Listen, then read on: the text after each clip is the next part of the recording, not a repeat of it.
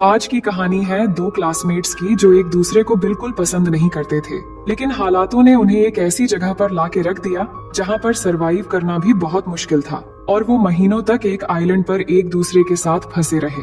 उसके बाद वो उस आइलैंड पर कैसे सरवाइव करते हैं और एक दूसरे के साथ किया कांड करते हैं, देखेंगे हम आज की इस पूरी कहानी में।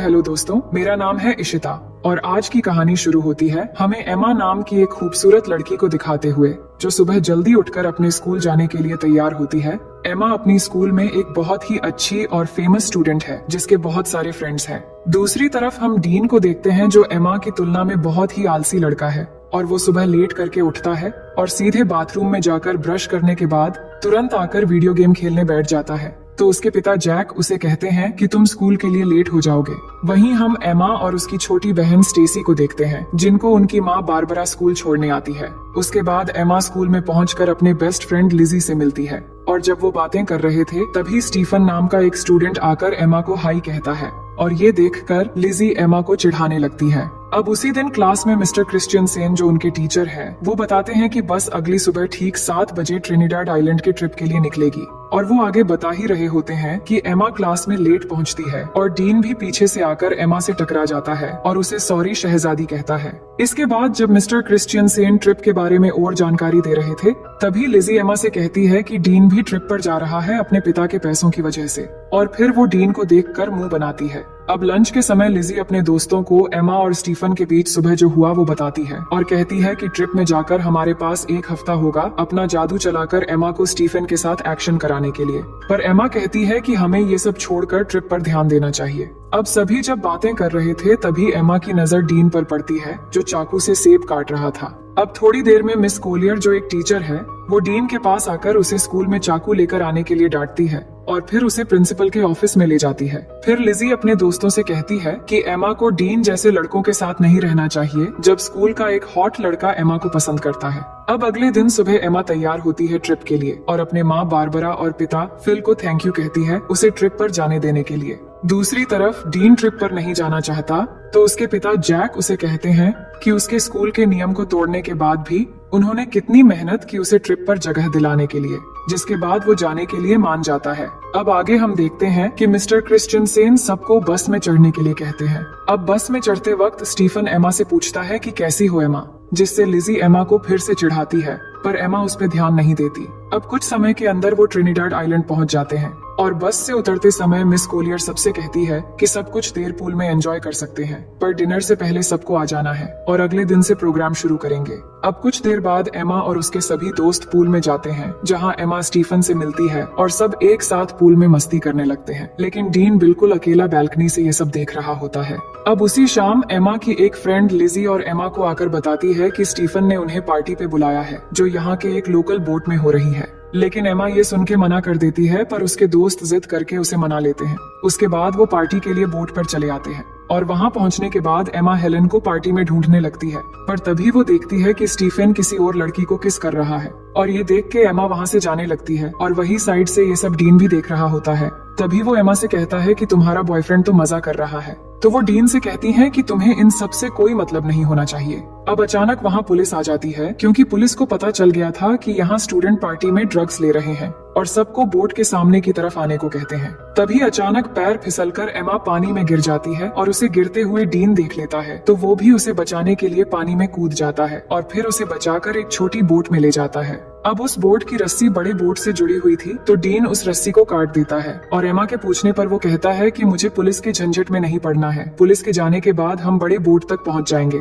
लेकिन थोड़ी ही समय के अंदर वो बोट उनसे काफी दूर चला जाता है और तभी वहाँ पर तूफान शुरू होने वाला होता है, लेकिन डीन देखता है कि इसमें तो मोटर ही नहीं है। तभी उनके सामने से अचानक एक बड़ी सी लहर आती है और दोनों कस के बोट को पकड़ लेते हैं। इसके बाद सुबह हो जाती है और दोनों लहरों की वजह से बोट के साथ अरेबियन सागर में पहुंच गए थे। डीन का फोन भीग चुका था तो वो एमा को उसका फोन देने को कहता है पर एमा के फोन में नेटवर्क नहीं आ रहा था। फिर एमा डीन से कहती है कि हमें पार्टी बोट का पीछा करना चाहिए था तो डीन कहता है कि चिंता मत करो, कोई ना कोई हमें लेने आ जाएगा। वो बात ही कर रहे थे तभी अचानक एमा को थोड़ी दूरी पर एक आइलैंड नजर आती है जिसके बाद डीन बोट को उस आइलैंड की तरफ ले जाने लगता है और बहुत मुश्किलों के बाद दोनों उस आइलैंड पर पहुंच जाते हैं। और वहाँ पहुँच के एमा फिर से फोन के नेटवर्क को देखती है, पर वहाँ भी कोई नेटवर्क नहीं मिलता। फिर डीन को उस बोट पे एक फ्लेयर गन मिलती है, तो वो उसे ले लेता है और फिर दोनों आगे बढ़ने लगते हैं इस उम्मीद में कि आगे जाने पर उन्हें कोई मदद मिल जाएगा। दूसरी तरफ होटल में पिछले रात की पार्टी की वजह से मिस्टर क्रिश्चियनसेन ट्रिप को कैंसिल कर देते हैं। तभी लिजी मिस कोलियर से कहती हैं कि एमा होटल वापस नहीं आई है और उसे लगा कि शायद एमा कल रात किसी और के साथ थी, इसलिए उसने किसी को नहीं बताया। और वो बताती है कि उसने एमा को आखिरी बार पार्टी बोट पर देखा था। इसके बाद मिस्टर क्रिश्चियनसेन सबकी अटेंडेंस लेते हैं, तो उन्हें पता चलता है कि डीन भी यहाँ मौजूद नहीं है। अब इससे इनको पता चल जाता है कि डीन और एमा दोनों ग्रुप से मिसिंग है। उसके बाद पुलिस आकर एमा के दोस्तों से पूछताछ करते हैं, तो मिस कोलियर पुलिस से पूछती है कि क्या उन्हें ढूंढने का कोई तरीका है। तो पुलिस कहते हैं कि ऐसे केस अक्सर होते रहते हैं, शायद वो खुद से ही वापस आ जाए, लेकिन अगर वो समुद्र में कहीं फंस गए हो तो दोनों को ढूंढना थोड़ा मुश्किल हो सकता है। और ये बात जब डीन के पिता को पता लगता है कि उनका बेटा खो गया है, तो ये सुनकर वो तुरंत स्कूल जाते हैं और वहाँ एमा की माँ बारबरा से मिलते हैं। और उसी समय फिल भी वहाँ आ जाता है और यहाँ सब परेशान होकर प्रिंसिपल से दोनों बच्चों के खोने के बारे में पूछने लगते हैं, पर प्रिंसिपल ठीक से कोई जवाब नहीं दे पाते, जिसके बाद वो तीनों वहाँ से चले जाते हैं। वहीं एमा और डीन आगे बढ़ रहे थे और कुछ दूर चलने के बाद उन्हें जंगल के अंदर एक खूबसूरत वाटरफॉल दिखाई देता है। डीन को ये बहुत अच्छा लगता है, तो वो एमा को उसका एक तस्वीर लेने के लिए कहता है, पर एमा उसे मना कर देती है। वो कहती है कि हम यहाँ फंसे हुए हैं और तुम्हें यहाँ अच्छा लग रहा है। मुझे इस ट्रिप में प्रोजेक्ट के लिए अच्छे मार्क चाहिए थे। मुझे आगे प्रिंसटन यूनिवर्सिटी में पढ़ना है। अगर हम जल्द से जल्द यहाँ से नहीं निकल पाए तो सब बर्बाद हो जाएगा। इसके बाद वो आगे बढ़ते हैं और कुछ घंटे बाद वो दोनों इस आइलैंड के बिल्कुल किनारे पे आ जाते हैं, पर अब तक यहाँ उन्हें ना कोई रास्ता मिला था और ना ही कोई मदद। ये देख के वो वापस बोट की तरफ जाने का सोचते हैं। उसके बाद वो दोनों वापस बोट की तरफ जाते हैं और जाकर देखते हैं कि किनारे में उनकी बोट नहीं है। समुद्र की लहर बोट को कहीं ले गया था और अब सिर्फ उन्हें वहाँ एक लाइफ जैकेट मिलता है। फिर आगे हम देखते हैं कि वो पूरा दिन चलते चलते थक चुके थे और सूरज भी डूब जाता है। इसके बाद डीन आग जलाता है और दोनों यहीं पर आज रात रुकने का फैसला करते हैं। डीन देखता है कि एमा को ठंड लग रही है, तो वो एमा को अपनी शर्ट उतार कर दे देता है। फिर दोनों बातें करने लगते हैं कि कल तक शायद हमारे पेरेंट्स हमें ढूंढ कर निकाल लेंगे। अब आगे हम देखते हैं कि सुबह हो जाती है और डीन जागकर देखता है कि एमा यहाँ नहीं है, तो वो उसे ढूंढते हुए जाकर देखता है कि एमा समुद्र के किनारे पर SOS लिख रही है। तो वो पूछता है कि तुम क्या कर रही हो, तो वो कहती है जान बचाने की कोशिश कर रही हूँ और हमें पीने के लिए पानी ढूंढना होगा। उसके बाद डीन स्विमिंग करने चला जाता है और एमा उसे देखने लगती है। दूसरी तरफ होटल में मिस्टर क्रिश्चियनसेन एमा और डीन के बारे में उनके पेरेंट्स को बताते हैं कि पुलिस उन्हें ढूंढ रहे हैं और पुलिस को एक छोटी बोट मिली है जिस पर शायद वो दोनों थे। फिर जैक कहते हैं कि अगर पुलिस कुछ कर नहीं पा रही है तो हम किसी प्राइवेट रेस्क्यू टीम को काम पर लगा सकते हैं, पर मिस्टर क्रिश्चियनसेन कहते हैं कि पुलिस अपना काम अच्छे से कर रही है और वो जल्द से जल्द बच्चों को ढूंढ निकाल लेंगे। वहीं हम देखते हैं कि एमा पीने के लिए पानी ले रही है, तभी उसे अजीब सा कुछ महसूस होने लगता है। उसे लग रहा होता है कि उसके आसपास कोई है और उसे देख रहा है, तो वो घबराकर वहाँ से चली आती है। इसके बाद दोनों मिलकर धूप से बचने के लिए पत्तों से एक छोटी सी झोपड़ी तैयार करते हैं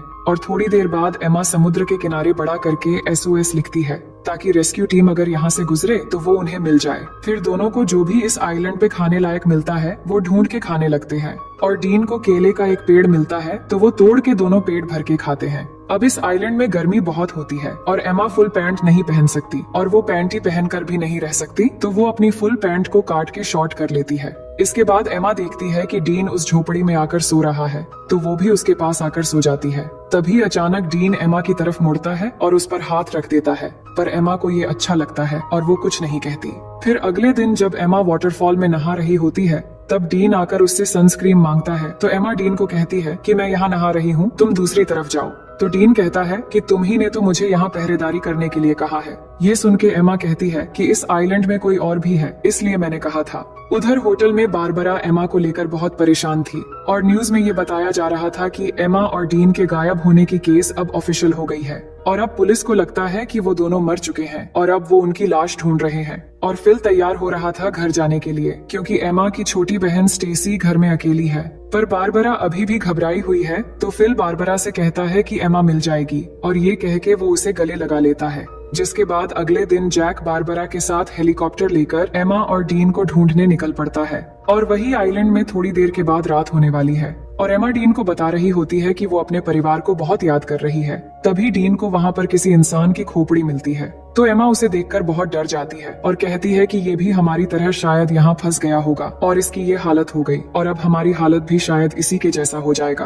पर डीन उसे कहता है कि ये शायद कोई मछुआरा या फिर कोई स्मगलर होगा जो यहाँ आकर मर गया था, लेकिन हमारे पीछे हमारे पेरेंट्स हैं और हम यहाँ अकेले नहीं हैं। और उसे विश्वास दिलाता है कि अगर हम एक दूसरे के साथ ऐसे ही देते रहेंगे तो हम यहाँ कभी नहीं मरेंगे और एक दिन हम जरूर घर वापस जाएंगे। और ये कहने के बाद वो एमा को किस करने लगता है। एमा पहली बार किसी को किस कर रही थी और उसे अच्छा भी लग रहा था और अब रात भी हो गई थी। फिर क्या होना था, डीन सारी हदें तोड़ देता है और आइलैंड में एक तूफान आता है और इस तूफान को एमा पहली बार एंजॉय करके बहुत खुश थी। फिर सुबह होने के बाद एमा जागकर देखती है कि डीन यहाँ नहीं है, तो वो डीन को पुकारने लगती है पर वो उसे नहीं मिल रहा था। तो एमा बहुत घबरा जाती है और उसे ढूंढने के लिए जंगल में चली जाती है और थोड़ी दूर आगे जाकर वो देखती है कि डीन एक गड्ढा खोद रहा है। तो एमा को समझ नहीं आ रहा था कि डीन ये क्यों कर रहा है। तभी अचानक एमा गिर जाती है और उसे घुटने पर चोट लग जाती है, जिसके बाद डीन तुरंत उसकी चोट को ठीक करने लगता है और उसे कहता है कि तुम्हें कुछ नहीं होगा। फिर वो दोनों वाटरफॉल में नहाने लगते हैं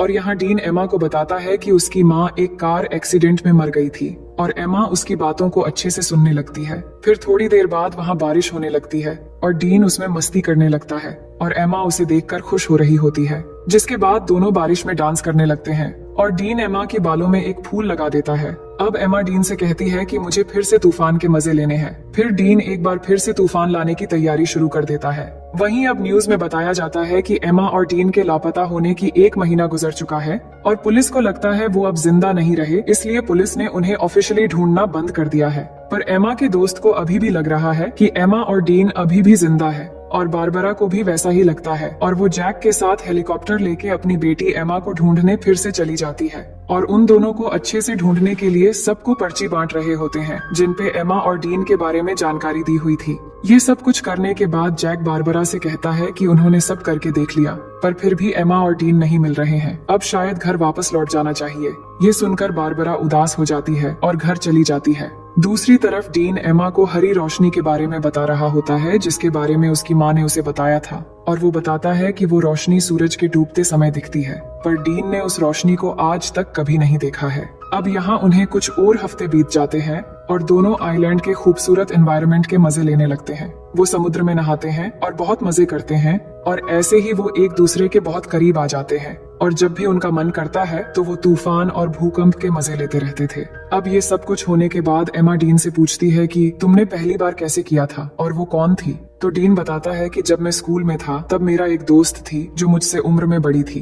अब डीन जानता था कि एमा की ये सब कुछ पहली बार थी, तो वो पूछता है तुम्हें कैसा लगा। तो वो बताती है कि अच्छा था, लेकिन तूफान की वजह से गलत जगहों पर रेत चली गई। इसके बाद एमा कहती है कि मुझे और एक्सपीरियंस करनी है, तो डीन कहता है कि ठीक है। अब आगे हम देखते हैं कि दोनों जंगल में जाते हैं कुछ फल लाने के लिए और डीन थोड़ी आगे जाकर फल तोड़ने लगता है। तभी अचानक उन्हें एक प्लेन की आवाज सुनाई देती है, तो दोनों खुली जगह की तरफ भागने लगते हैं और डीन जल्दी से आकर उस प्लेन को सिग्नल देने के लिए एमा की बैग में फ्लेयर गन ढूंढने लगता है, पर उसे वो नहीं मिलती। लेकिन तब तक वो प्लेन उनसे बहुत दूर चली जाती है। फिर एमा फिर से उस फ्लेयर गन को ढूंढने लगती है, पर उसे भी नहीं मिलती। तो एमा को लगता है कि उस आइलैंड पर कोई और भी है जो उनकी चीजें चुरा रहा है। फिर आगे हम देखते हैं कि कुछ दिन और बीत गए हैं, पर उनके ऊपर से अब तक सिर्फ एक ही प्लेन गुजरा है और कोई भी उन्हें बचाने नहीं आया है। दोनों झोपड़ी में बैठ के बात करने लगते हैं कि उन्हें अब घर वापस जाने की उम्मीद छोड़ देनी चाहिए और यहाँ जंगल में पूरी तरह एक दूसरे के साथ बिताने का फैसला कर लेना चाहिए।